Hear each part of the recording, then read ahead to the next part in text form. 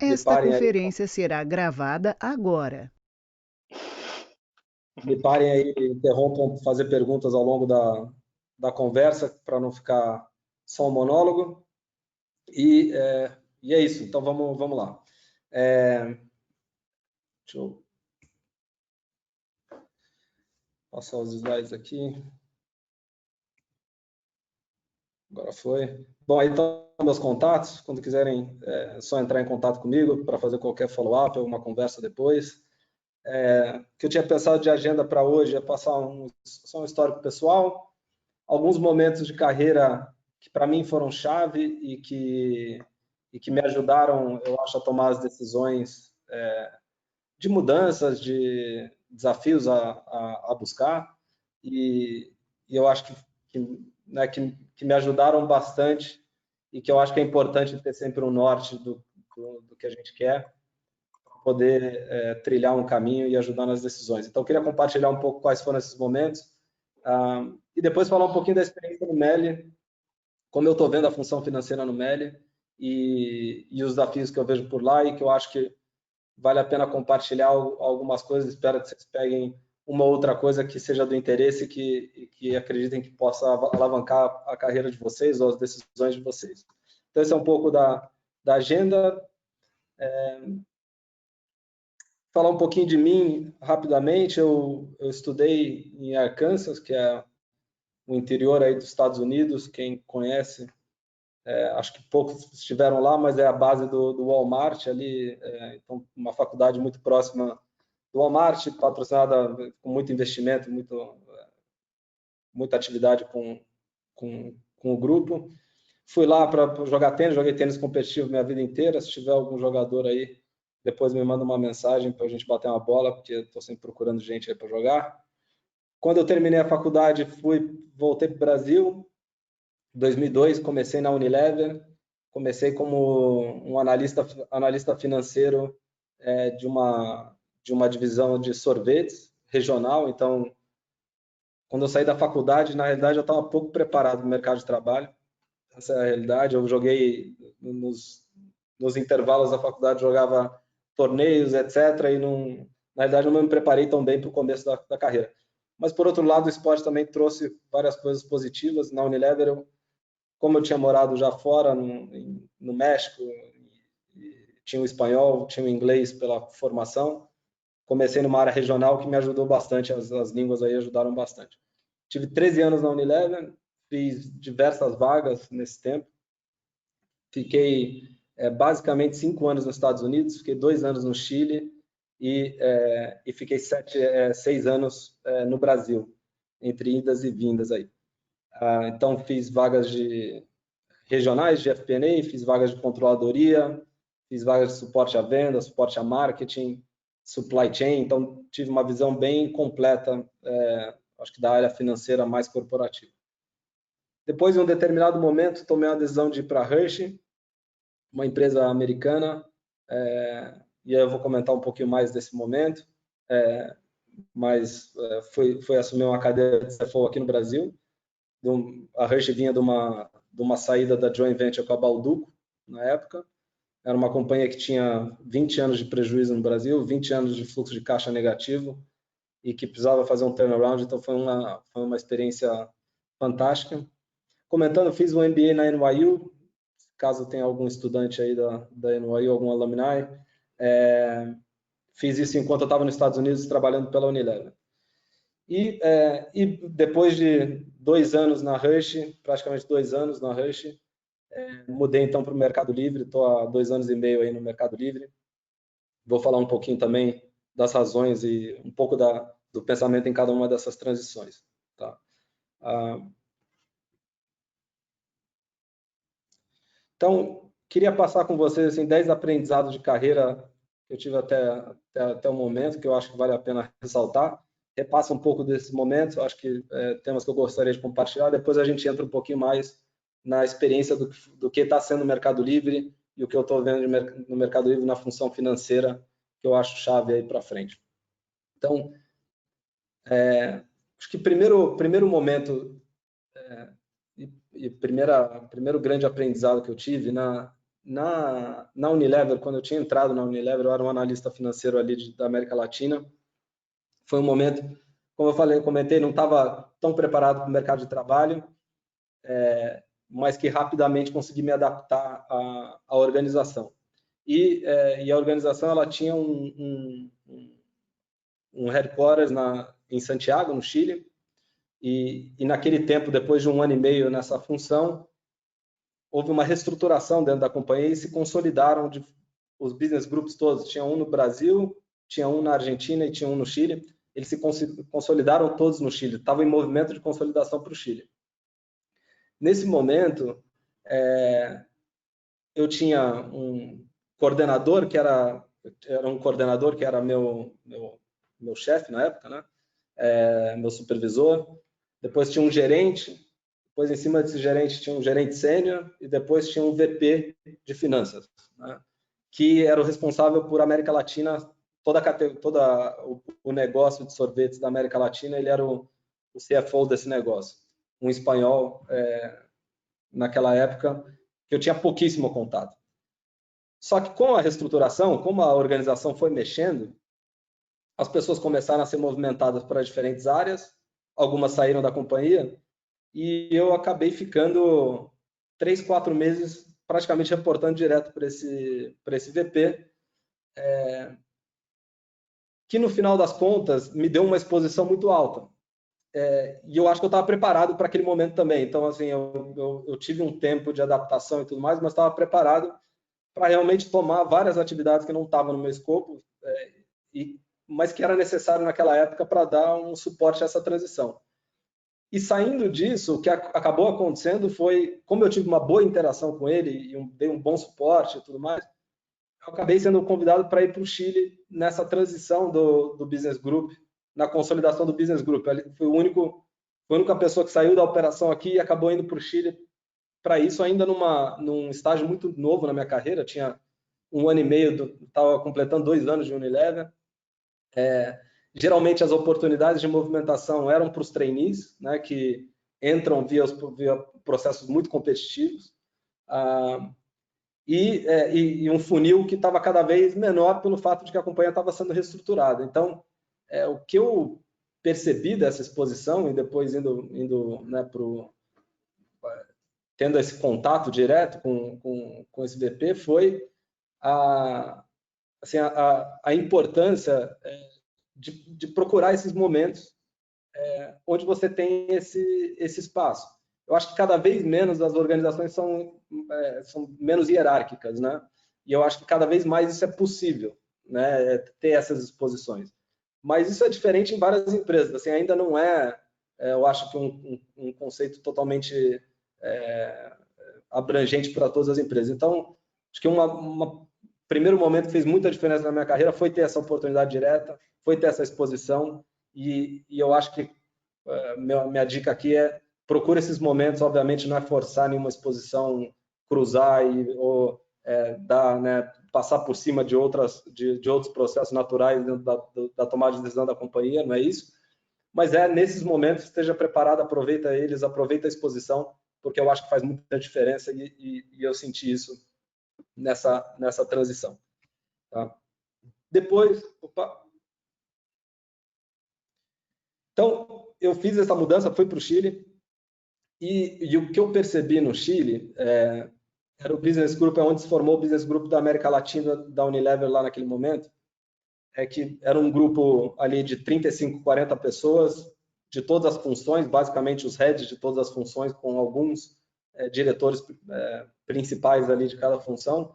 Eu era naquele grupo inteiro, eu era o único analista que tinha. Na realidade, eu era fui como analista sênior, eu acredito, naquela época.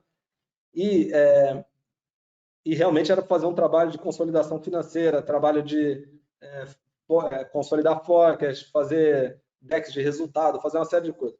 Mas o que foi assim, uma experiência fantástica, mais do que o trabalho, eu encontrei umas 2 pessoas que fizeram muita diferença na minha carreira. Um deles hoje é o Guilherme Loureiro, que ele é o presidente do Walmex, do Walmart no México, que é a segunda maior operação do Walmart. E o outro foi o Miguel Marques, que é um mexicano, que hoje ele é CFO da Coca-Cola na Indonésia. Então, e tiveram várias outras conexões boas que eu fiz ali, que eu, inclusive, mantenho até hoje. Um dos VPs financeiros ali é responsável pela Unilever na América Latina, ainda está lá. E o que essa rede me proporcionou, essas 3 pessoas aí fizeram muito impacto, mas várias eu mantive contato até hoje. Até hoje a gente tem um grupo que eles me incluíram do WhatsApp, onde eu falo com todos ali, e que todos foram muito bem na carreira. Então, o que as empresas têm, dependendo do tamanho, geralmente elas têm polos de talento, polos onde o talento vai migrando para ali, né? E geralmente são as áreas mais competitivas, é o ambiente mais competitivo, é o ambiente mais desafiador, talvez. E eu acho que a gente tem que procurar esses lugares, né? Eu acho que muitas pessoas naquela época também falavam: cuidado quando você for para o Chile, porque lá é o business group, lá você faz qualquer coisa, você se queima à toa, você pode, sabe, você toma cuidado. E na realidade é completamente o oposto, né? Assim, você tem que se expor, tem que tomar risco mesmo, e tem que fazer disso e se testar e aprender e conhecer gente, que essas pessoas sejam os seus mentors. Então, esse foi um momento, eu acho que bastante interessante, com pouco tempo de carreira na Unilever, e eu acho que assim, ainda sou muito agradecido por esse network aí que eu desenvolvi. Só um segundo.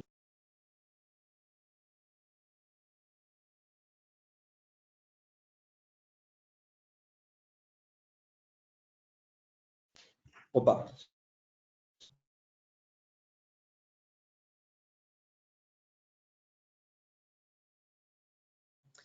Quando eu estava, desculpa aí, só filhos aqui andando pela casa. Então, depois do momento aí de carreira, estamos escutando bem, né? Está me escutando, Alberto? Sim, escutando sim. Beleza. Tranquilo. Sim. Então, beleza. Depois, um terceiro momento, fui nessa consolidação, mais uma vez, a Unilever passou por uma reestruturação grande e todo o business group do Chile foi desmanchado. E teve pessoas que saíram da companhia, teve pessoas que foram para os Estados Unidos nessa transição, e eu fui nessa transição. Eu já vinha de há muito tempo fazendo vagas de planejamento financeiro. Eu comecei na Unilever fazendo vagas de planejamento financeiro, estava quase 4 anos, mais ou menos, em áreas de FP&A, consolidações regionais e tudo mais, e eu não queria mais, já estava no limite de ir buscar outras experiências dentro da minha formação. No entanto, que naquele momento eu já, em 2 anos no Chile, eu acho que isso, voltando assim um pouco no tema, em 2 anos no Chile eu saí de analista pleno, né, para um gerente pleno, que seria um gerente pleno. Então tive uma ascensão muito rápida por aquela exposição também com pessoas bastante sêniores na companhia, e nesse momento eu queria uma outra experiência, e o que a companhia me pediu foi: vá para os Estados Unidos, faça a consolidação dessa área de FP&A América Latina mais Estados Unidos e Canadá, consolida isso. Depois de 1 ano de experiência ali, aí a gente fala sobre um próximo passo seu até na operação local dos Estados Unidos, o que eu via como bons olhos, porque os Estados Unidos é a maior operação dos Estados Unidos, os Estados Unidos é a maior operação da Unilever no mundo, e um país desenvolvido já com outras dinâmicas de mercado. E eu achei interessante isso, mas na realidade não era o que eu queria fazer durante ali um tempo, né? 1 ano, nunca se sabe, né? Se 1 ano vira 2 e etc. Mas às vezes a oportunidade, assim, para você conseguir capturar uma oportunidade, você precisa se manter, né? Fazer coisas que necessariamente no curto prazo não é o que você quer, mas você tem que ponderar que talvez 1 ano na carreira ali, que não seja talvez o trabalho que você realmente queira desenvolver no final das contas, significa muito pouco para o que, se na realidade isso te abre outras oportunidades para frente. Eu acho que é isso que é o importante. Eu já tive pessoas do meu time, pessoas que trabalham comigo, pessoas da companhia que eu dava algum tipo de conselho e etc., que muitas vezes tinham uma pressa, né, e não queriam pagar talvez entre aspas, aí, um pedágio para fazer certas coisas. E esse pedágio aqui não era, eu acho que era muito positivo, era ir para os Estados Unidos, uma série de coisas, país que eu gosto, mas às vezes eu vejo pessoas tomando decisões de muito curto prazo, sem olhar o que isso depois me proporciona, né? E tem que ter uma conexão, obviamente, mas eu acho perigoso quando o que faz a diferença na tomada de decisão é muito curto prazo. Então, acho que é sempre importante ter um plano um pouco mais amplo e entender o que isso te traz. No meu caso aqui, o que me trazia era a possibilidade de ir para os Estados Unidos e trabalhar na operação local dos Estados Unidos, que para dentro da Unilever era muito importante também e que ia me abrir várias outras portas, né? E uma forma diferente de trabalhar. Então, um trade muito mais moderno, um ambiente muito mais competitivo do ponto de vista de marcas, um mercado muito maior. Então, iam ter várias outras coisas que eu ia ver, mas que eu teria que fazer isso, né? Então, teria que fazer esse processo e eu fiz. E eu acho que valeu muito a pena. Então, foi aí um aprendizado para mim importante isso. Tudo bem até aqui? Tudo bem. Thiago, uma dúvida aqui, aproveitar a pausa aí para o copo dar.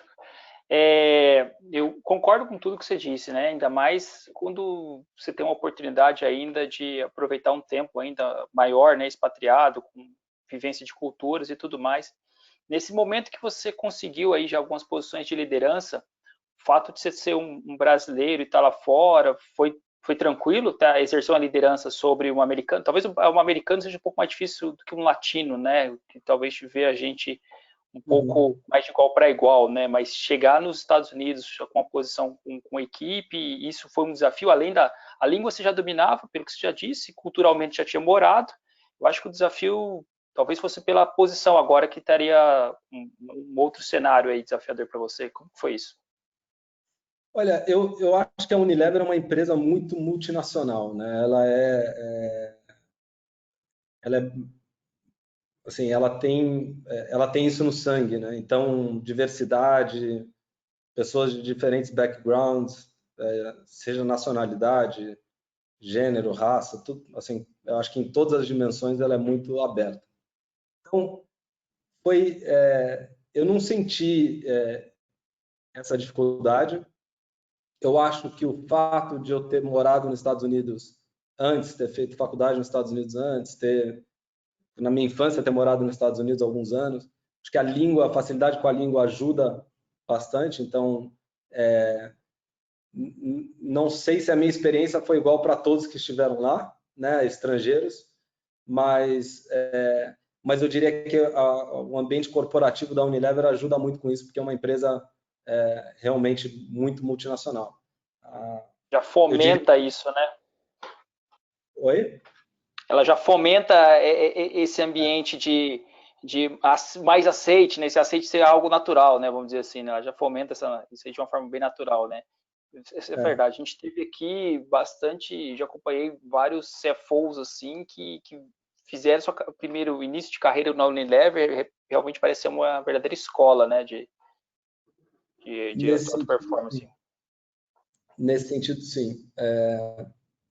Então acho que talvez em outras empresas agora, mais a minha experiência na Hershey, que também é uma empresa bem americana, diferente da Unilever, que é uma empresa inglesa, holandesa, eu também não senti a minha relação com eles eu acho que também a equipe da Hershey também muito aberta. Então, não senti essa dificuldade nos Estados Unidos, não sei se é igual para todo mundo aí.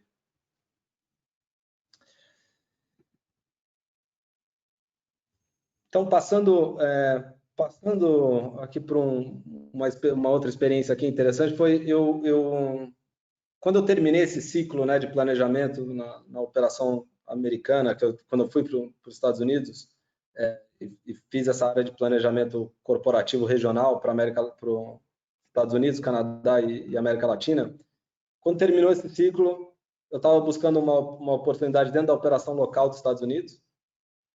Naquela época,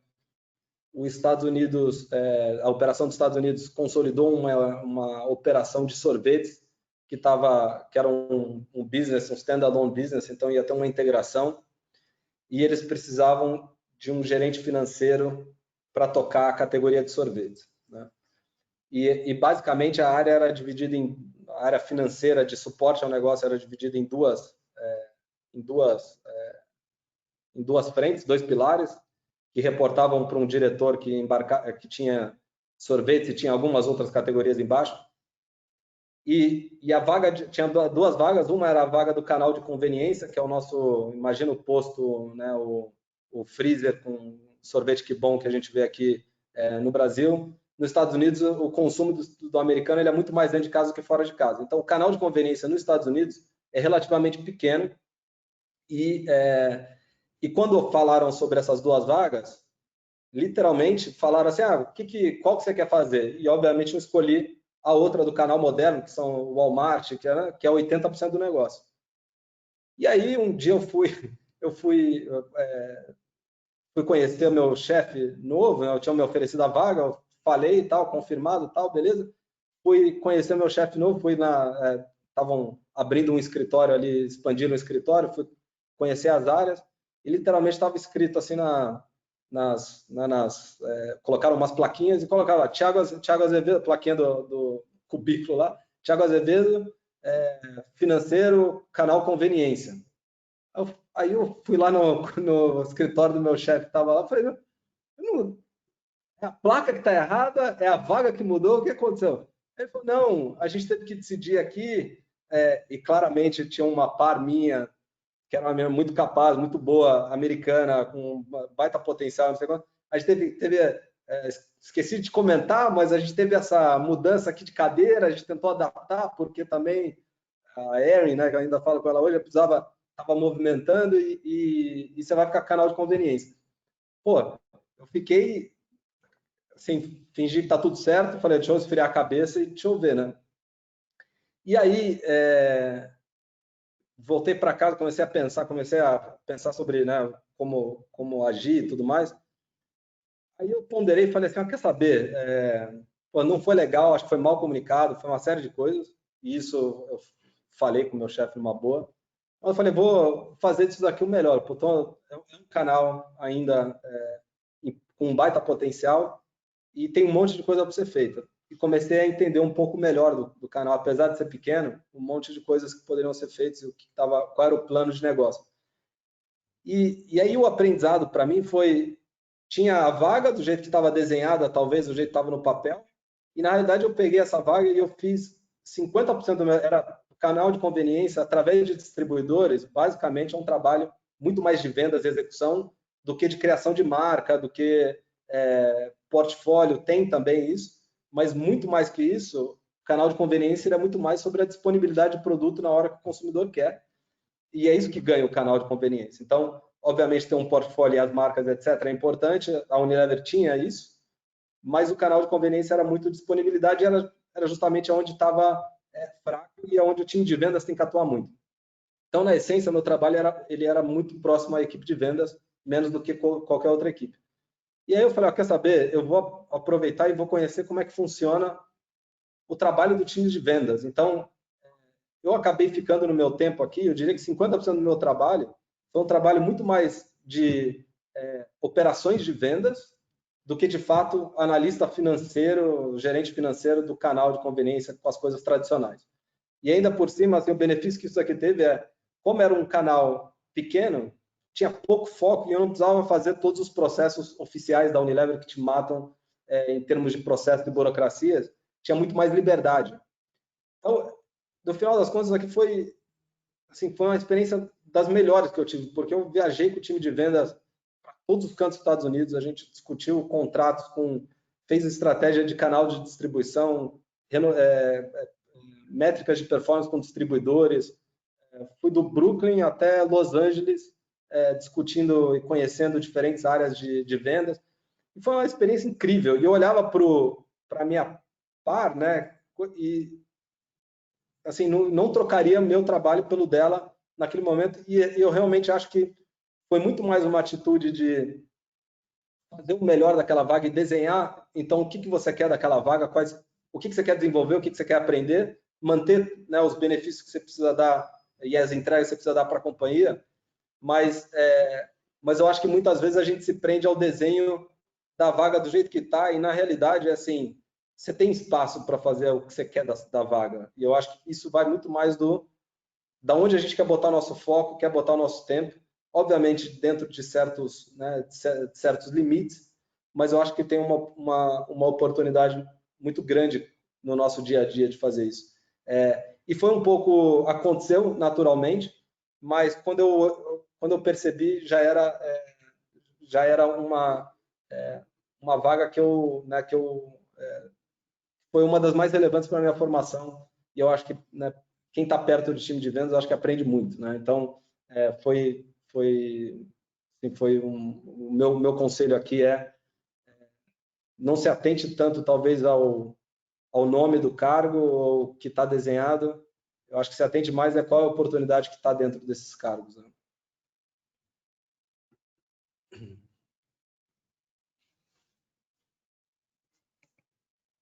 Calma aí. Depois, a continuação disso foi que a gente teve uma junção das duas cadeiras, aquela cadeira minha de canal de conveniência, a cadeira de canal moderno. Teve uma junção dessas duas cadeiras, virou um gerente mais sênior, e eu fui promovido para essa vaga. Acabou que, indiretamente, né, depois de algum tempo, eu acabei assumindo essas duas cadeiras de todas as maneiras, né? E fiquei com um gerente desse canal de conveniência reportando para mim. Então, ao mesmo tempo, eu tinha passado no MBA e, ao mesmo tempo, a minha filha nasceu também. E aí, o que eu deixei aqui um link do YouTube, não vou abrir agora por questões de tempo, mas depois olhem aí, é um professor meu da NYU que eu sigo, tem vários materiais dele, inclusive que eu vou compartilhar logo mais na apresentação. Mas a realidade é que, assim, o balanço de work-life balance não existe. Assim, eu acho que a gente tem que procurar o nosso balanço. Eu acho que a gente tem que procurar quais são os momentos onde tem as maiores oportunidades e, às vezes, realmente desbalancear e trabalhar mais e conseguir né, ficar devendo em outras áreas, e depois tentar compensar isso e buscar, dependendo do momento. Para mim, o que funciona é dependendo do momento, então balancear a vida assim. Eu acho muito difícil conseguir assumir, né, e buscar oportunidades que estão fora da tua zona de conforto, né, como foi aqui. Eu queria muito fazer um MBA e achar que você vai conseguir né, ter um horário regrado e conseguir controlar muito bem a sua vida. Eu acho que é muito, muito difícil isso. Eu não acredito muito nisso. Eu acho que a gente tem que maximizar as oportunidades quando elas estão lá. Esse momento foi isso. Tinha um MBA para fazer, tinha uma vaga mais senior para entregar, tinha minha filha também para cuidar, e né, nos Estados Unidos tem muito menos facilidades para isso, obviamente com a minha esposa lá, e eu acho que tem que fazer algumas escolhas quando o momento aparece, porque não ia ter uma segunda chance de fazer o MBA depois, não ia ter uma outra vaga provavelmente para eu assumir já com o background que eu tinha de sorvete. E já passei por algumas dessas. O Mercado Livre fala um pouco depois, mas o Mercado Livre também foi nesse momento de pandemia, onde o negócio acelera muito e a tua presença tem muito para você aprender e muito para contribuir. Os momentos onde é a hora de criar a variação, de dar saltos em termos de entrega, porque isso te dá frutos. Eu acho que depois te dá muitos frutos. Então, eu acho que é muito mais uma escolha de momentos. Não acho que é sustentável a vida inteira isso, obviamente, mas eu acho que entender quais são esses momentos e, então, nesses momentos, realmente colocar o pé no acelerador na carreira também. Bom, depois de 5 anos nos Estados Unidos, filha, MBA completo, eu tinha tido bastante experiência com vendas, bastante experiência com marketing, bastante experiência com FP&A e nenhuma experiência com controladoria, e estava eu ali já um gerente sênior, sem sem conhecer, né, do mundo contábil, sem conhecer do mundo tributário no Brasil, porque eu saí muito cedo também, e a vaga que eu tinha feito no Brasil era uma vaga regional, então um pouco no detalhe de todo o esquema tributário do Brasil, sem experiência em como lidar com auditoria, implementações de sistema, especificamente SAP. Então tinha uma base muito grande que eu realmente não tinha, e eu estava num momento que se você não tem essa base, você começa a ficar talvez muito sênior dentro do que é uma carreira financeira, sem ter um pilar-chave de controles e contabilidade, e o que eu acho que é o imprescindível para a carreira, né, de financeiro. Estava querendo voltar para o Brasil, já tinha dado já o meu tempo ali, 5 anos, várias coisas que eu queria ter feito, tinha feito. E surgiu uma vaga na época, gerente sênior no Brasil, que é o Assistant Controller aqui na Unilever Brasil, que tinha o escopo de tocar a área de controladoria no Brasil, tocar uma implementação de SAP que a gente estava fazendo, né? Obviamente não na equipe de projeto, mas na equipe de controladoria estava responsável por fechamento contábil das fábricas, das operações, controles de overheads, auditoria, toda a parte de folha de pagamento, seguros, toda a parte de cash flow management do Brasil, estratégia de remessa de dividendos, uma série de coisas que eu não tinha a menor ideia como fazer. Tinha uma equipe muito maior do que eu já tinha liderado no passado, e que realmente eu não sentia que eu tinha capacidade técnica para realmente fazer essa vaga bem e ter sucesso. Então, mas, no entanto, assim, ou eu fazia, ou também eu ia ficar estagnado na carreira, porque não ia, sem a área de controladoria, sem uma área contábil e tudo mais, também eu ia ficar parado. Então, a oportunidade era fantástica em termos de desenvolvimento, não que meu viés pessoal das coisas que eu mais gosto de fazer não estão necessariamente na área contábil, mas era uma área importante para fazer. E eu acho que, né, nem toda função é 100% de tudo que você mais gosta de fazer. Tem certas coisas que você gosta mais ou menos, tem mais afinidade. Mas estava aí uma oportunidade gigante. Eu estava lendo o livro do Richard Branson e vi essa frase, e eu acho que encaixou muito bem com esse momento, que foi, era o que eu tinha que fazer, me joguei e fiz. Fiquei 3 anos em controladoria. O primeiro ano foi o ano mais difícil da minha carreira em termos profissionais. Não tive uma boa avaliação, porque de fato as entregas não tinham sido boas. Fiz alguns erros de gestão, time maior, de áreas que eu não conhecia, contratei, fiz mudanças no time, contratei errado, aí tive que corrigir, desligar, recontratar. Então, uma série de temas e além disso, uma base contábil e de gerenciamento de projetos de implementação de sistemas que estavam vindo do SAP, né, do upgrade de versão e mudança do SAP, que eu também não tinha. Então, foi extremamente difícil isso daqui. E talvez assim, o pior ano meu de entrega. Mas, depois do segundo ano, a minha reação natural no primeiro ano foi meio que me fechar, mas entendendo a situação, me apoiei em 2 mentors que eu tive na Unilever ali naquele tempo, e ao invés de me fechar, comecei a me abrir mais, a entender como é que eu tinha que tocar esse negócio.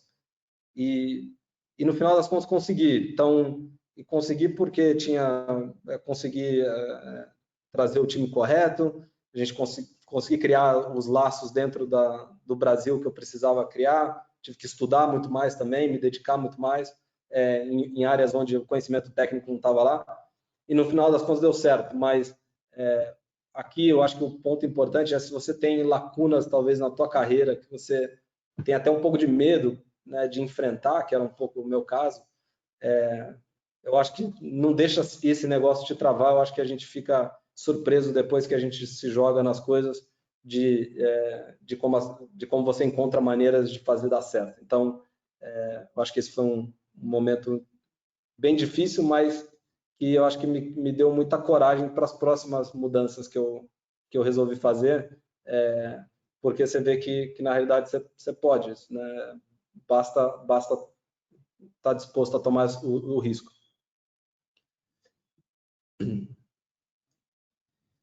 Depois, passando esse momento, eu fui promovido para uma vaga de diretor em supply chain, em finanças, aí um time muito maior. Aí eu saí o time tinha 35 pessoas, saí para um time de 160 pessoas, que era responsável pelas fábricas, pelo centro de distribuição, pelo time corporativo de supply chain, suporte a compras e etc.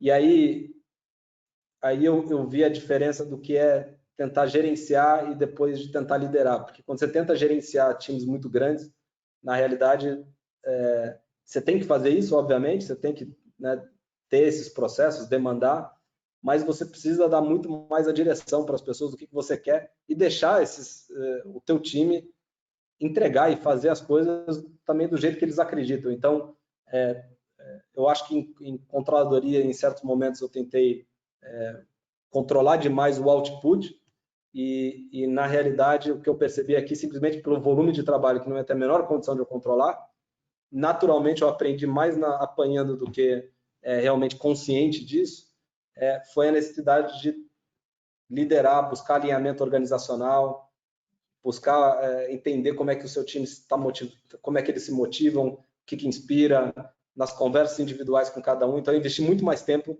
nisso e deixar o teu time voar e tocar do que tentar controlar o output. Então, essa, para mim, talvez uma das coisas mais difíceis de fazer, ainda mas eu acho que esse clique só deu para mim quando chegou no nível de que não tinha condição de fazer, de gerenciar. Senão eu ia continuar gerenciando, porque pelo tamanho da agenda simplesmente não ia ter como conseguir fazer isso. Tudo bem? Alguma dúvida? Perguntas? Thiago, acho que tinha um ponto aqui que foi bem um pouco atrelado com o que você falou, e eu acho até que com um pouco que você vai falar agora, né? Essa posição de C-level, que eu acho que é mais um pouco, mais nesse sentido de você traçar a direção e menos executor, né? E alguém mais que define, tem muito poder de decisão, muita tomada de decisão. O que você sentiu de diferença ali e nessa posição de C-level que você vai falar agora ali, e também como essa posição chegou? Porque eu vejo muita oportunidade para C-level em startups, mas claro que você foi uma empresa grande, né? Mas assim, eu digo até empresas menores em que já é um pessoal mais jovem, né? E vai muito do querer arriscar, mas não fico um pouco na dúvida também de quais os quesitos necessários para a gente pra conseguir conduzir bem uma posição como essa, que é super estratégica. Eu acho que as coisas vão evoluindo, assim, eu não acho que você sai né, a vaga da Rush, né, que foi a primeira vaga que eu realmente assumi como CFO, ela era, obviamente, assim, eu ainda no Mercado Livre, ainda entro em temas que são do dia a dia. Eu acho que as vagas vão crescendo, eu não acho que você dá um salto de sair, né, de um patamar para um patamar aqui muito estratégico e etc., porque você tem que construir isso, né? Eu acho que você não, é muito difícil você dar saltos, eu acho que você vai subindo escadas, né, na carreira. Então, eu não senti esse choque de falar, nossa, agora eu sou C-level, agora não me meto mais em um monte de coisa. Nunca foi assim e eu acho que não é assim. E na realidade você vai ganhando maturidade, vai aprendendo e vai entendendo aonde você precisa talvez ir, tirar um pouco o pé, entrar mais e etc. Depende muito do time que você tem, da estrutura, para ir tomando essas decisões. Então, no meu caso, foi muito natural, porque não foi esse salto. A Rush é uma empresa, né, falando um pouco da Rush, a Rush é uma empresa relativamente, né, médio porte, pequeno médio porte, faturamento aí de 400, 500 milhões de reais, com uma estrutura pequena, então meu time tinha 25, 30 pessoas, mas que tinham todas as caixinhas ali. E parte do que me levou a essa mudança, que é um pouco o ponto aqui, foi eu estava na Unilever, estava muito bem na época, tinha uma conversa de sair do Brasil novamente, e eu comecei a perceber que a Unilever, apesar de ser uma excelente escola e tudo mais, é muito segmentado as vagas, e eu não ia ter experiência dentro da Unilever de realmente sentar numa cadeira de CFO propriamente dita, porque se vai para a Europa, na Europa a tesouraria ela é centralizada e você não olha a tesouraria, você não olha a supply chain, porque a supply chain é centralizada. Então eu vi que eu ia ter que mudar de empresa, infelizmente, para poder ter essas experiências. Então estava tudo indo muito bem, mas às vezes a gente precisa olhar e ver o que vai me agregar ficando aqui realmente, né? E foi um pouco do processo de decisão que eu tomei naquele tempo, porque era muito legal viajar e sair de novo, era muito legal talvez dar essa oportunidade para meus filhos de morarem fora, mas pensando em carreira, eu ia acabar saindo e potencialmente ia me fechar a várias outras portas que poderiam abrir se eu tomasse um caminho diferente. Então, eu acho que o convite aqui para todo mundo está indo tudo ótimo na tua empresa, está tudo... Não estou falando saia da empresa, tá? Não é isso. Mas é sempre bom avaliar do tipo, será que o que eu estou fazendo aqui, será que eu preciso fazer algum curso adicional? Será que eu preciso buscar uma outra vaga aqui dentro da minha companhia? Será que eu preciso ter uma conversa de carreira? E, eventualmente, esse processo de decisão pode terminar sendo, talvez eu precise sair da empresa, apesar de estar muito bem aqui, porque eu quero coisas que talvez essa empresa não vai conseguir me dar. Pode ser que isso termine acontecendo, e que foi no meu caso o que aconteceu. A Rancho é uma empresa americana, séria, que eu sabia que era capitalizada, com dinheiro, então não ia ser uma aventura, mas ia ser um grande desafio, porque estava passando por um momento bastante difícil, e era esse o tipo de decisão que eu acabei tomando. Então, convite aqui para todo mundo é assim, não pare, né? Não deixa a bola parar. E não se acomoda, talvez, numa situação boa, porque uma situação boa onde você está acomodado, rapidamente pode se tornar, talvez, o tempo passa rápido, e pode se tornar depois algo que você acumulou muito tempo, talvez, fazendo coisas que não iam te ajudar na tua ambição de longo prazo. E eu acho que tudo depende realmente do que é essa ambição, né, para nortear essa decisão. Não sei se eu respondi, mas tentei responder já cobrindo esse ponto. Não, respondeu sim, foi ótimo. Acredito também mais nessa carreira. Obrigado. Depois, na Rush, na Rush eu assumi uma vaga, eu tinha uma vaga de financeiro e criei uma área um projeto de e-commerce e assumi meio que nesse papel e assumi um papel meio comercial também, além da responsabilidade como financeiro, e assumi um papel meio comercial para desenvolver um projeto de e-commerce onde a Rush poderia vender através de site e tinha que definir a estratégia de qual que seria essa estratégia de implementação do e-commerce. Nesse momento comecei a falar com muita gente desse ramo e eu comecei a me preocupar, que ainda é a minha maior preocupação sempre hoje como é que eu vou me manter relevante, né? Como é que eu vou me manter relevante como profissional, como pessoa,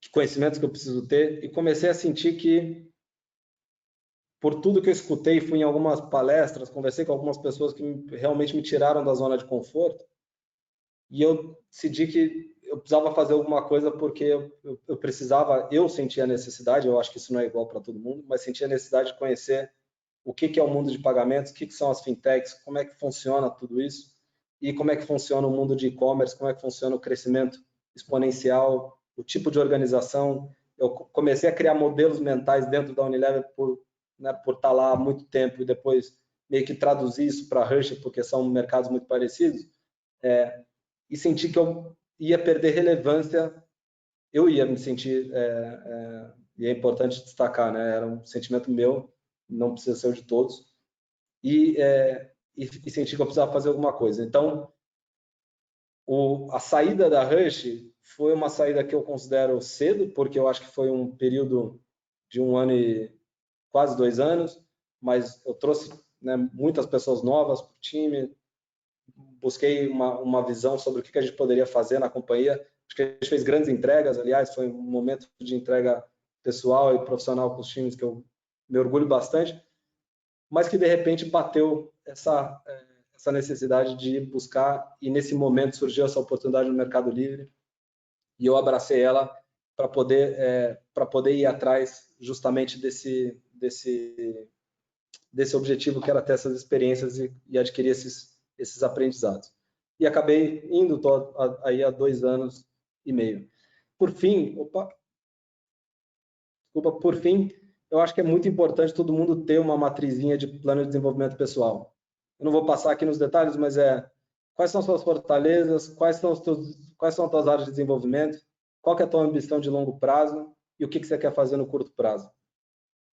Eu acho que isso é importante, porque quando você pensa sobre isso bastante, isso te ajuda muito a nortear quais são as decisões que você precisa tomar de carreira. Então, se você não tem um plano pessoal, não discutiu isso, eu acho que é importante fazer.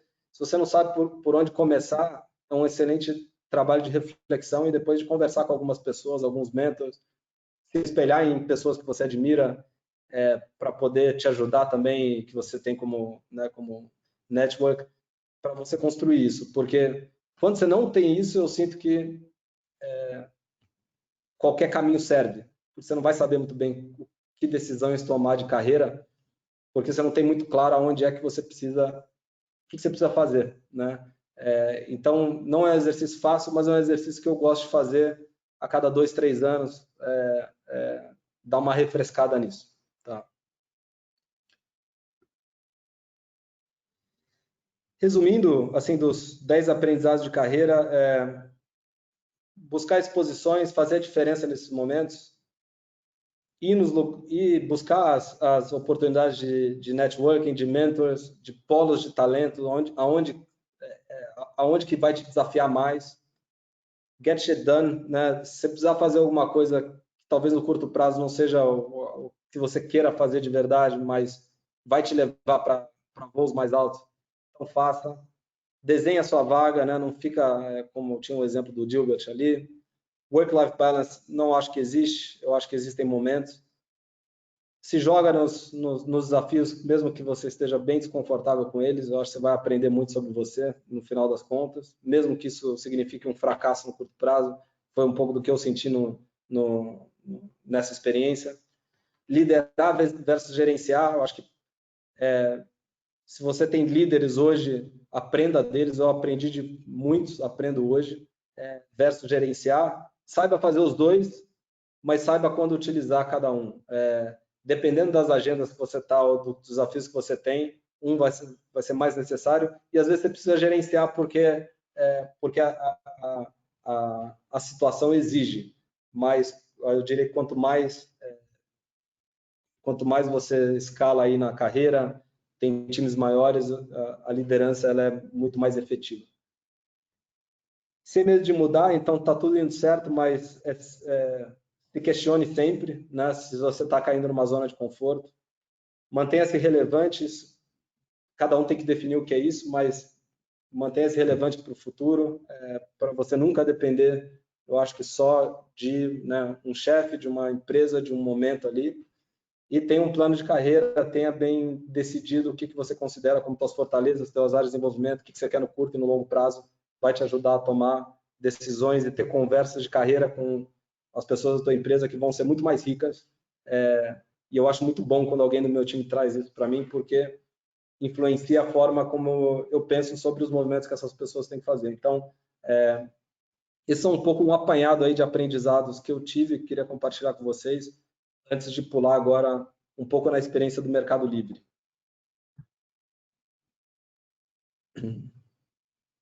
Dúvidas, comentários antes de pular para a próxima?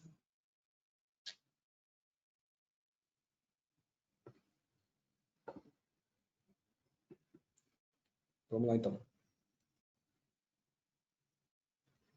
Então, experiência do Mercado Livre. O que eu separei aqui três tópicos aqui, um pouco do contexto, alguns exemplos práticos do que eu estou vendo e eu acho que desafios para a função CFO para o futuro, tá?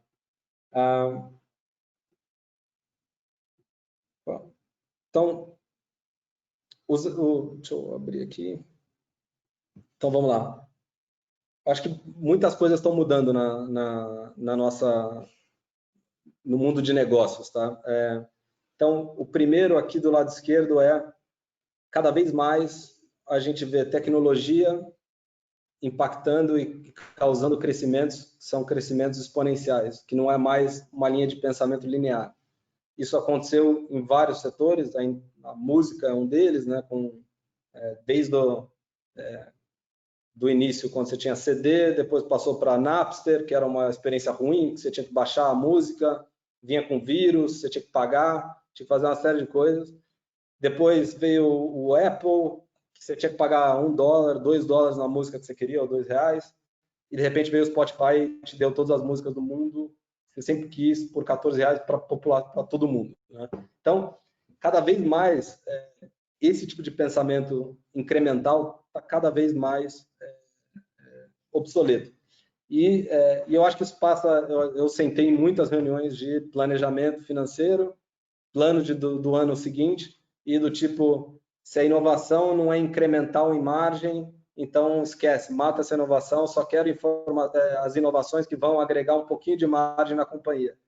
E é justamente esse tipo de processo de inovação ou de gerenciamento do negócio, onde você coloca o usuário em segundo plano, você coloca o plano financeiro em primeiro lugar, não que uma coisa não tenha que andar junto com a outra, mas eu acho que o mundo está mudando muito nesse sentido, e é um tipo de, eu acho que de gerenciamento financeiro diferente, porque te exige pensar sobre um ambiente muito mais incerto, um ambiente onde você não vai ter todas as informações e de muito mais risco também. E eu acho que a gente precisa se acostumar com isso, né? Assim, o nível de decisão e de informação que você tem sobre mercados que você quer entrar, sobre investimentos que você precisa ter, é muito diferente, mas as oportunidades são muito maiores. Eu acho que dentro do MELI eu vejo o foco que tem no usuário primeiro, em inovações que vão impactar uma massa grande, então temas, propostas que têm alta escala e alto impacto. Eu acho que isso está mudando bastante a forma de pensar.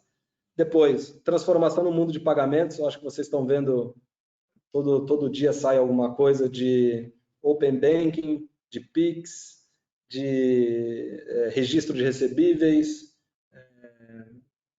regulação das fintechs, moeda digital e tudo mais. Então, o mundo de pagamentos eu acho que vai mudar de tal forma que, caso você não conheça, eu acho que o arcabouço do que é o sistema financeiro nacional, coisa que eu não tinha a menor ideia de como funcionava 2 anos atrás, eu acho que procure saber como é que funciona, procure pessoas que estão no mercado e conheçam, porque apesar de, talvez no curto prazo, isso não ser muito óbvio, eu diria que daqui a 5, 10 anos, a grande probabilidade é que a tua empresa vai estar conectada com algum tipo de carteira digital, produtos digitais, talvez ela tenha a própria carteira dela, talvez ela consiga ter um relacionamento com o usuário onde ela pode ofertar crédito direto, pode ter linhas novas de receita, mas isso está mudando muito. Vide o que aconteceu, né, na China.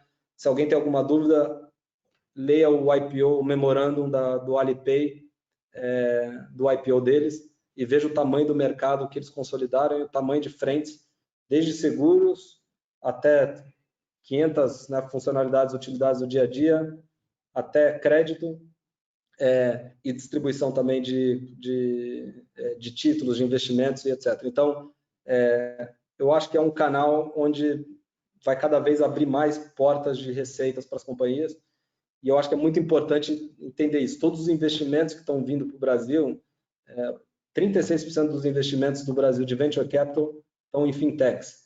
Então, é bem provável que, dependendo em que momento você está da sua carreira, que você venha a trabalhar em alguma fintech. 27% dos estudantes hoje no Brasil ou estão em empresas de tecnologia ou estão em startups.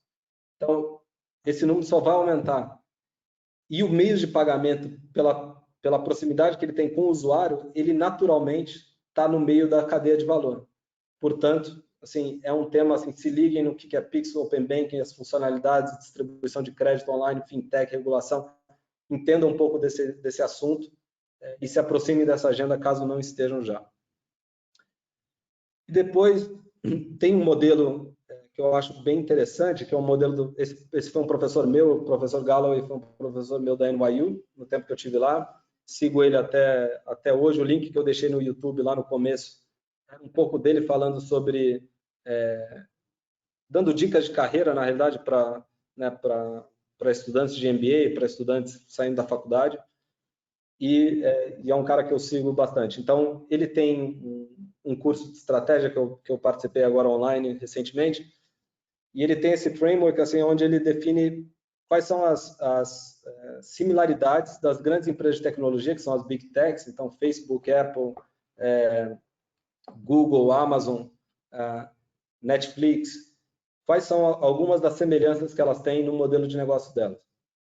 E eu queria falar sobre 4 deles aqui, não passar por todos pelo tempo, mas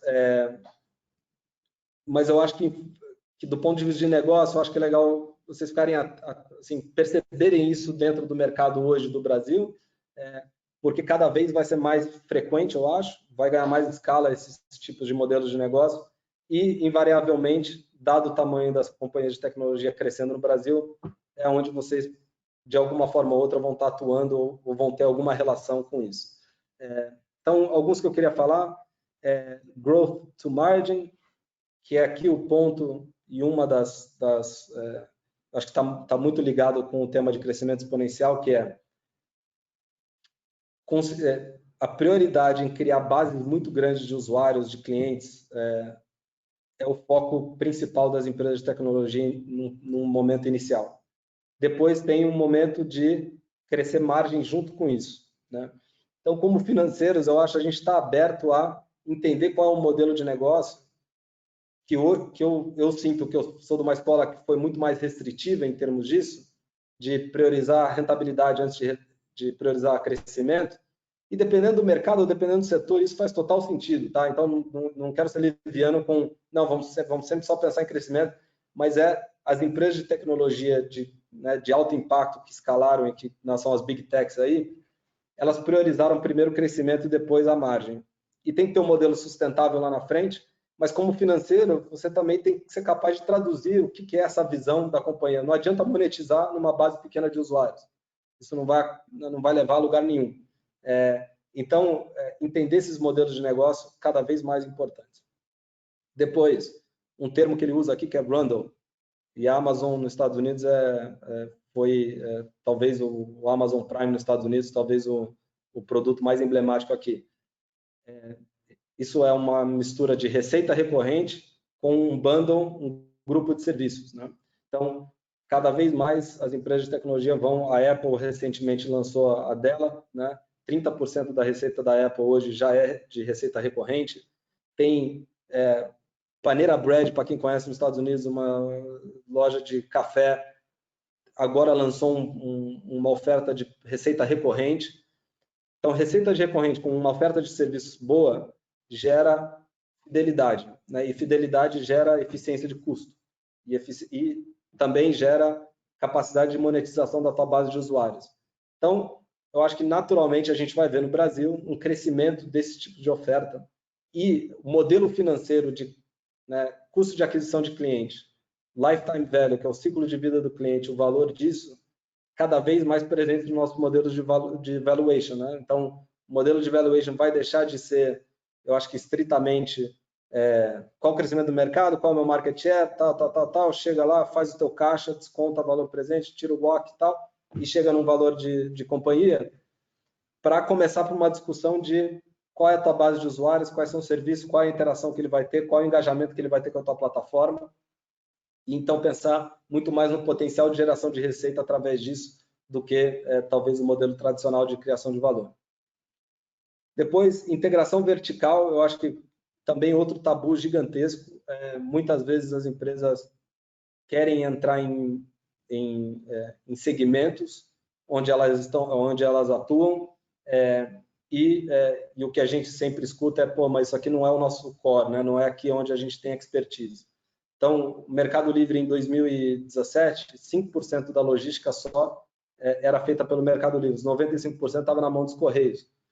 E isso era um problema muito grande, por dependência de um provedor e para controlar a experiência do usuário. Então, a decisão nesse momento foi, vou verticalizar e eu vou criar a própria estrutura, a minha própria logística para controlar a experiência do usuário, para tirar custos da cadeia de valor, né? E não é o teu core, mas você vai ter que desenvolver ele, você vai ter que virar seu core, porque é extremamente necessário, principalmente quando a gente pensa no usuário. Então, como financeiro também, eu acho que cada vez mais prestar atenção aonde faz sentido verticalizar, né, dentro da companhia e olhar para os modelos de negócio e entender onde que isso tem um impacto grande na experiência do usuário.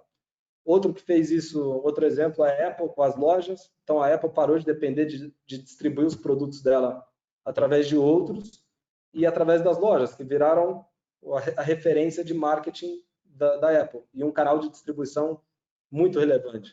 E a App Store, né, da Apple, com os iPhones que tem aí pelo mundo, que são, né, mais de 1 bi de aparelhos, e eles controlam todo o canal de distribuição de apps. Então, a verticalização, ela te ajuda na distribuição de produtos, te ajuda na eficiência da tua cadeia de valor. Então, tem uma série de temas que aqui a provocação é, como financeiro, olhem para os modelos de negócio que existem e pensem um pouco como é que isso funciona na sua empresa ou poderia funcionar. Por fim, Benjamin Button aqui, para quem viu o filme, quanto mais tempo passa, ele vai ficando mais novo, vai ficando melhor, né, entre aspas, e aí são os network effects, né, os efeitos de rede. Cada vez, quanto mais você usa, quanto mais usuários você tem, mais valor você cria para todos os lados na tua cadeia.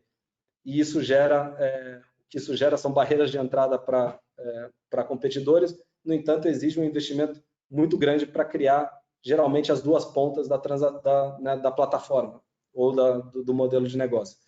Então, esses aqui são elementos de modelos de negócio das empresas de tecnologia que cada vez mais a gente vai ver expandindo, e a provocação aqui é, como financeiros, a gente se adaptar aos nossos modelos de pensamento, os nossos, né, modelos mentais, para ir encaixando como é que isso vai funcionar, né, para a nossa realidade, para o futuro. Tudo bem aqui? Tá, tudo bem. Thiago, vou aproveitar até a pausa ali. Uma verdadeira aula ali. E eu pensando aqui, até como usuário mesmo, ficou muito, muito latente a modificação que o Mercado Livre teve, assim, nessa questão de verticalização, né? Lembrando do modelo antigo, que eu já sou consumidor antigo, né? Quando você comprava de cada um tinha um modelo, né? Cada fornecedor hoje fica como marketplace, mas vocês fazendo toda essa questão de logística, prazo de entrega, isso foi uma mudança, acho que sim, da água para o vinho mesmo, né? E aí o que você estava colocando agora há pouco como financeiro seria olhar como a questão do CAPEX, que foi preciso você analisar no modelo em criar centro logístico, centro de distribuição, versus aquele tradicional terceiriza e deixa aquilo não como um CAPEX, mas assim, eu vou ter talvez você teria sua DRE mais controlada, e mais uma receita de bolo mais garantida, né, se não fosse inovadora, né? Acho que foi um pouco desse trade-off que você teve na época, assim. Justamente.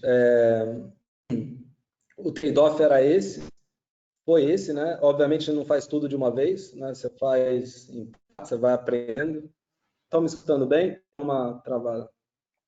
Minha deu uma travada, mas agora sim. Então? Agora sim? Estou escutando bem aqui. Então, tá ótimo. Então, você controla o risco, né? Porque você não faz um investimento todo de uma vez, começa pequeno, testa, se funciona, você continua aprendendo e escalando. Então, é justamente esse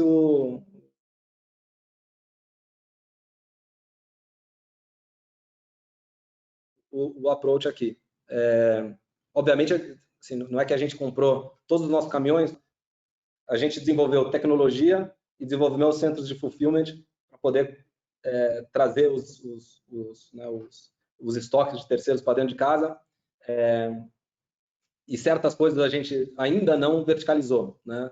Então, depende um pouco o nível de verticalização, não é 100% de verticalização a ponto de ter todos os caminhões, todos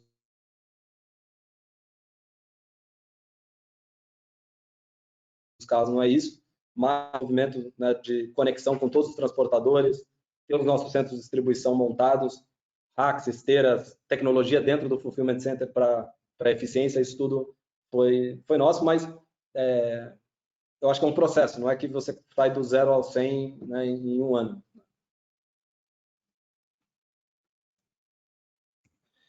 Vou pular, a gente tem mais 15 minutinhos aqui, certo? Eu vou falar aqui talvez de um aspecto que depois dessa parte de tesouraria eu deixo eu pulo, deixo aí no material, mas o que eu vejo, a maior diferença que eu vejo em FP&A, e aí usando alguns exemplos de o que esses modelos de negócio e a forma de pensar e crescimento exponencial, o que isso muda na vida nossa, né, como financeiro. Primeira que eu senti muita diferença é FP&A. Eu acho que em FP&A a gente tradicionalmente cria muitos processos, gasta 50% do tempo parando a companhia para fazer um forecast todos os meses, tenta explicar 100% das variações de tudo que aconteceu, e aí eu fico imaginando, quando eu estava no começo da carreira, tinha um cara que eu admirava bastante, falava, pô, a gente como financeiro, a gente tem que ser a bússola, a gente tem que dar a direção, mas na realidade, a gente estava hoje fazendo um paralelo, a gente é tipo o Waze, cara. Você precisa chegar exatamente desse jeito, é assim que tem que estar o PNL e precisa estar tudo explicado. E pela dinâmica de crescimento da companhia, e talvez as incertezas envolvidas nisso, eu acho que o modelo de FP&A, que eu acho que funciona melhor, obviamente, você tem metas, você tem targets, você tem correções financeiras que você precisa fazer, mas ao invés de parar toda a companhia e despender muito tempo em criar muitos processos para poder explicar cada centavo de variação, eu acho que é muito mais eficiente você ter times onde você se envolve nos problemas de negócio que estão tendo, faz o trabalho necessário para corrigir curso aqui e toca a vida, e deixa os outros negócios andando se eles estão andando bem. Se estão com problemas, aí obviamente você se envolve. Então, para mim, o maior impacto foi a gente não faz forecast. A gente faz forecast não como companhia, não como processo. A gente faz forecast quando é necessário. E geralmente a gente faz no nível mais micro, que é eu estou com um problema no negócio de point, né, de MPOS. Então a gente vai lá e faz um trabalho em cima daquele segmento. E se precisar tomar alguma decisão com relação ao plano original de rever investimentos, rever contratos, então a gente faz um trabalho muito próximo ao time de negócio ali e depois que feito, sai e deixa o negócio tocar e vê se, né, se acompanha só os resultados. E o que eu sinto, em geral, o FP&A é muito mais um gerenciador de processos que tira muita energia da companhia. Eu acho que isso tira energia também do foco em crescimento. Não sei se é uma frustração compartilhada aí, mas pelo menos eu vivi 15 anos vendo essa mesma cenário, não conseguindo mudar. A gente tentou, em algumas ocasiões, teve que voltar atrás a processos antigos para dar segurança e tudo mais. E hoje em dia, assim, eu vivo com muito menos estresse de ter 100% das explicações e tudo mais, e eu acho que é muito mais relevante o trabalho quando você consegue desplugar isso. Não é toda a cultura que funciona, não acho que funciona para todos os lados, tem que ser um negócio que tem que estar comprado no nível sênior da organização, mas é uma mudança, mesmo porque o tamanho da volatilidade que a gente tem no P&L é tão grande que a única certeza que a gente tem é que vai ser bem diferente do que a gente inicialmente planejou. Então, é muito mais importante o trabalho de corrigir curso, entender a situação e tomar as ações necessárias aí.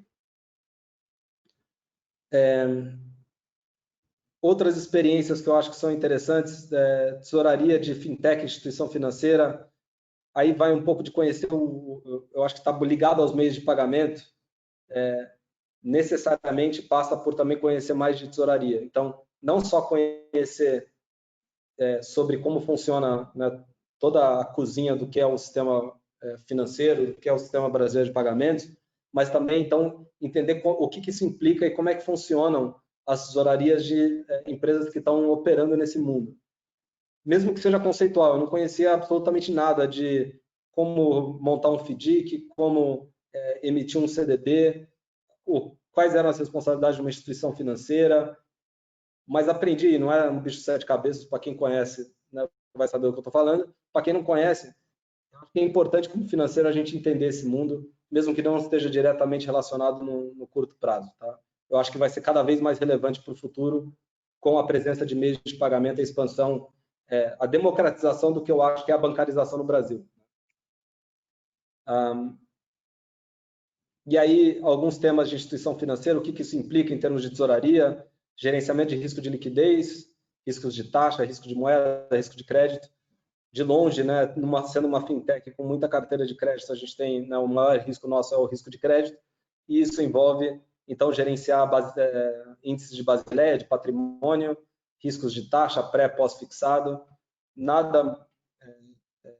Talvez assim, a infraestrutura para fazer isso diretamente é alta, né, um custo alto de desenvolvimento, mas não necessariamente isso precisa ser feito direto, né, pelas tesourarias das empresas, e eu acho que com a evolução do que é o Banking as a Service, né, eu acho que isso vai ser cada vez de mais fácil acesso, se fizer sentido para cada negócio. Então, esse daqui foi um aprendizado muito grande para mim em termos da transição para o que é o mundo de mercado livre na área de fintech, onde eu também sou responsável.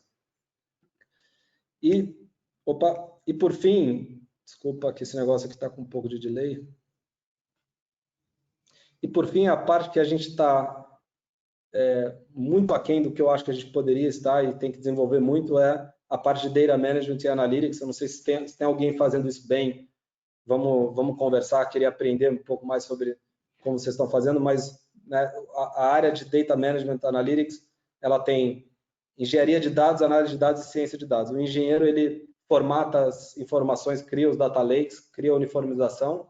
A análise de dados faz correlações, visualização, análise talvez um pouco mais de transformar a informação, né, que está nessa base de dados em algo que você possa analisar. E depois tem o cientista de dados, os estatísticos, que fazem os modelos preditivos, usam essas bases de informação para criar modelos preditivos ou para criar modelagens estatísticas de probabilidades do que pode acontecer no futuro.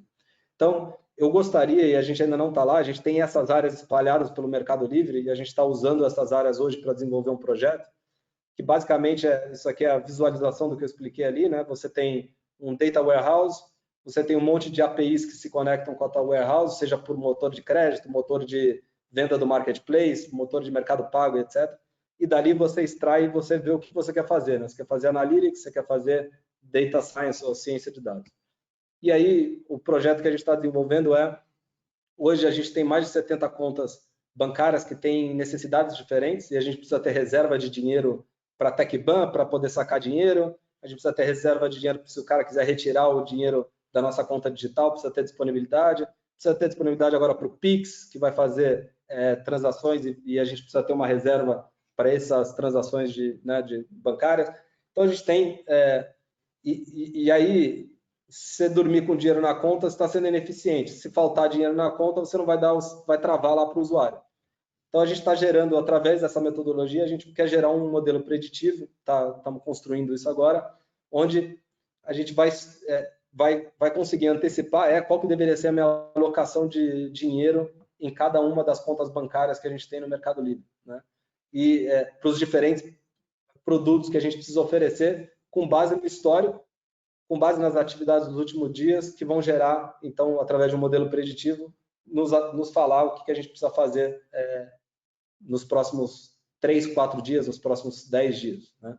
Então, esse é o tipo de projeto. Eu tive fazendo uma conversa sobre esse material há pouco tempo no INSPER, falei com, acho que mais de 20 CFOs, e assim, eu acho que é um consenso, não sei se aqui alguém no call tem, mas ninguém do nosso time aqui tem, e das pessoas que eu falei, uma estrutura de engenheiro de dados, cientista de dados ainda nas equipes, né? E isso dá para usar em tesouraria, dá para usar em FP&A, dá para usar em compras, dá para usar um monte de coisa. Então, a gente está desenvolvendo uma agenda de Data Analytics importante no Mercado Livre, é o nosso plano aí de trabalho para frente. Tá?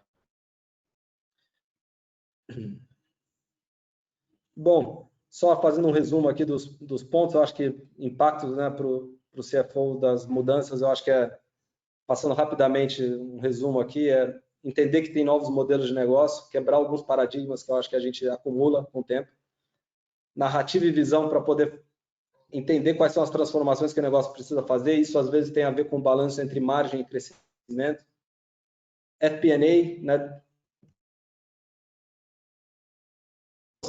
processos e extrema precisão, acho que desnecessários, tem maneiras mais fáceis de fazer gerenciamento financeiro das empresas.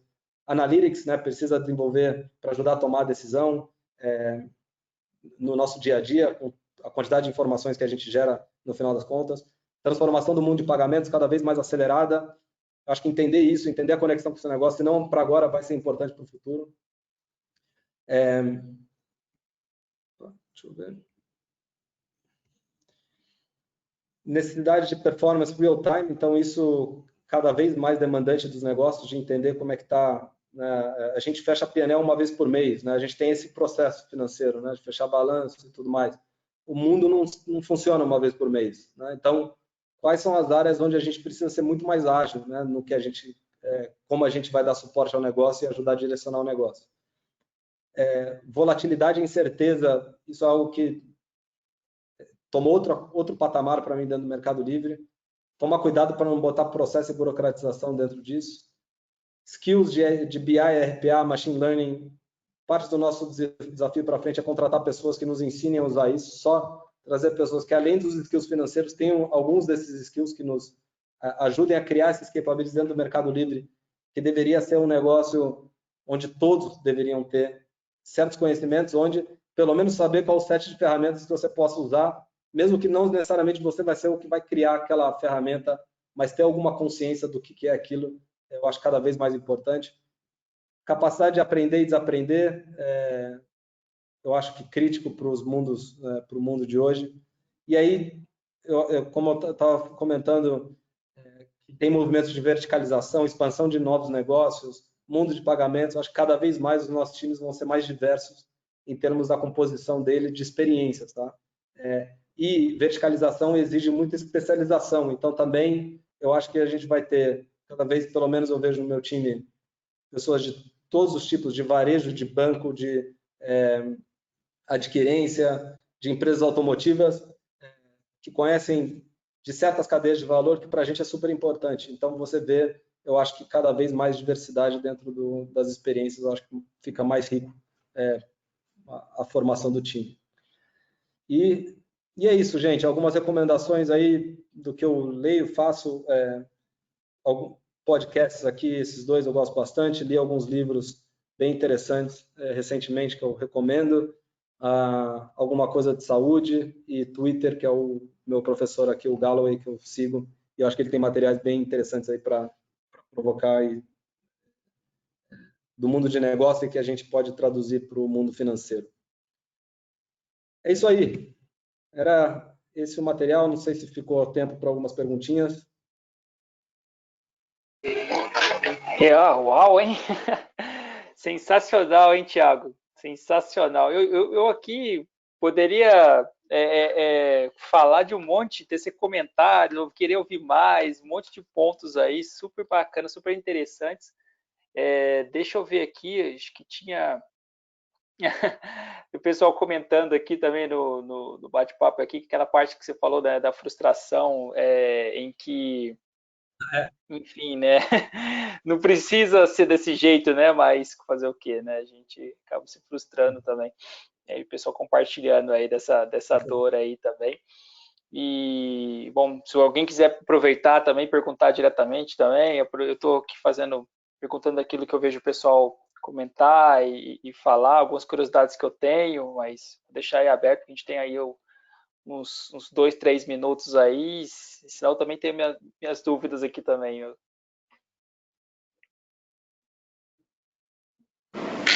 Eu quero fazer uma pergunta.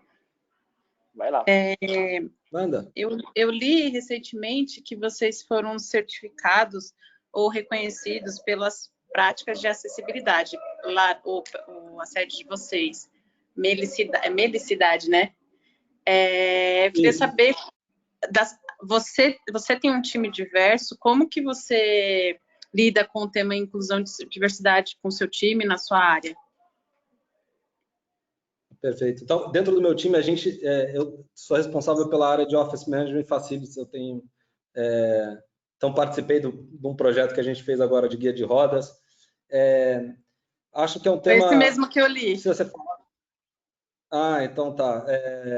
Eu acho que é um tema que precisa ser falado cada vez mais, reconhecido, que eu acho que tem seus desafios e que a gente precisa ter a consciência e ter um esforço consciente, né, de criar essa diversidade.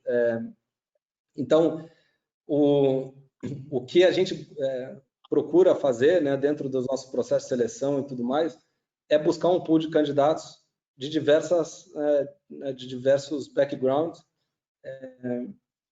porque no final das contas eu acho que todo mundo precisa estar representado, né? O Brasil é feito de todos os tipos de pessoas, backgrounds, interesses, e eu acho que tem um ganha-ganha aqui, né? Tanto para a companhia quanto para a força de trabalho. Então, o que a gente fala bastante sobre isso, a gente busca incorporar isso dentro dos nossos processos e busca criar essa diversidade. Não acho que a gente está onde a gente poderia estar e faz parte do nosso trabalho aí constante em cada mudança, em cada contratação, na formação da nossa cultura. Então, um tema muito na pauta, com muito trabalho para fazer. Uhum. Beleza.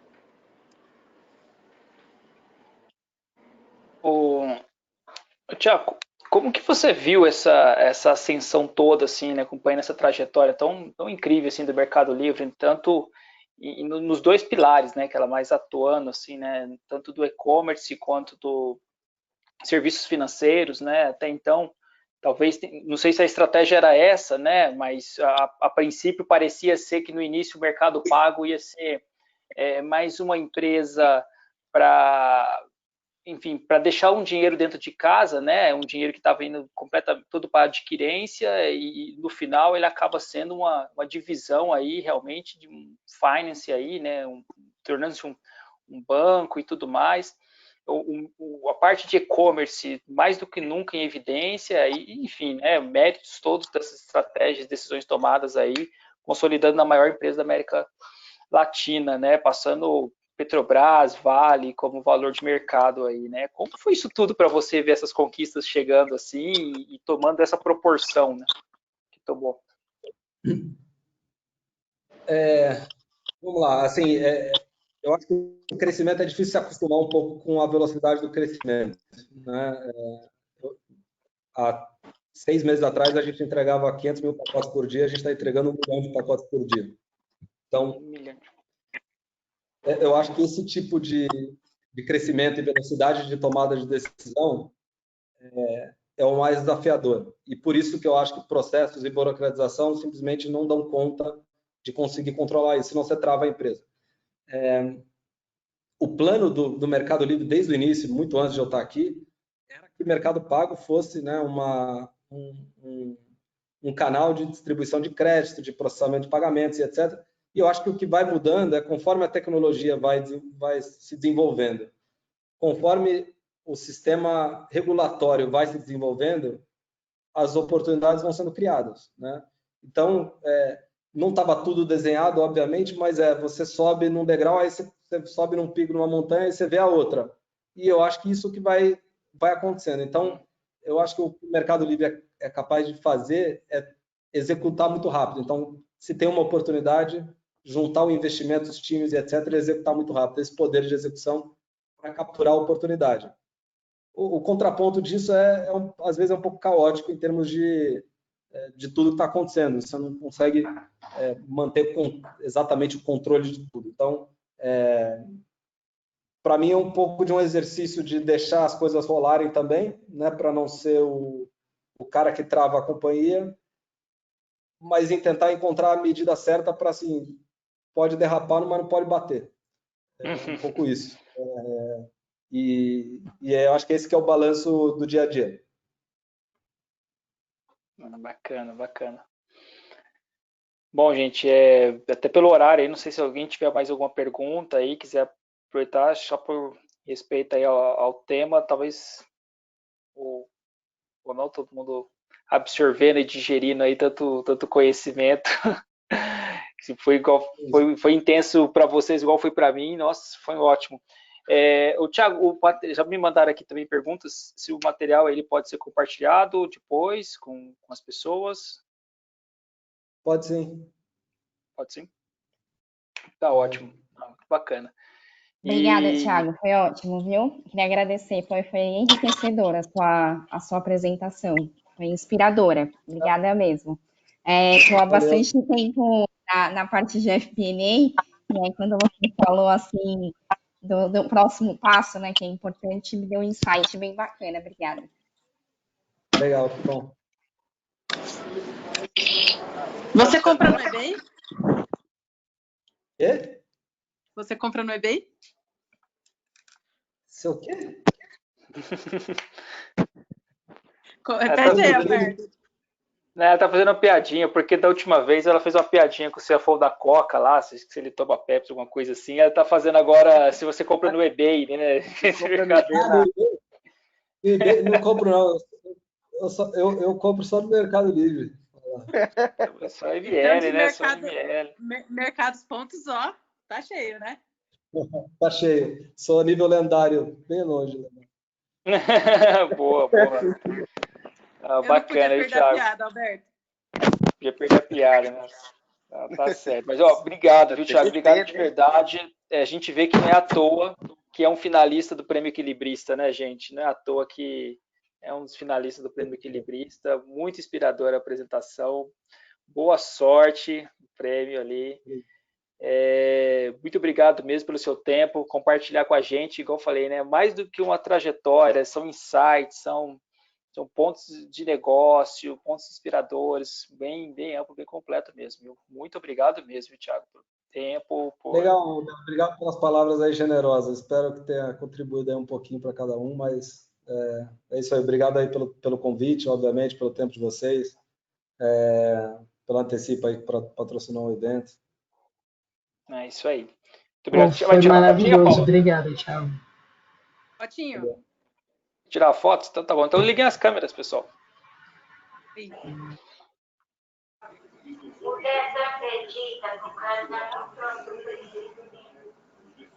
Tá até arrumando o cabelo, cara. Caos. Não conheço. Sorriso. Foi. Então tá ótimo. Não, deu um tapa bom aí na cabeleira. Ô, Bruno, não tem jeito, Bruno. Abandona. Cara, eu vou falar pra você. Vai assim mesmo. Vai assim mesmo. Então tá certo. Obrigado, viu, gente? Thiago, muito obrigada, viu, por ter Obrigado. Obrigado. Um abraço, gente. Até a próxima. Obrigado, Thiago. Obrigado, Roberto.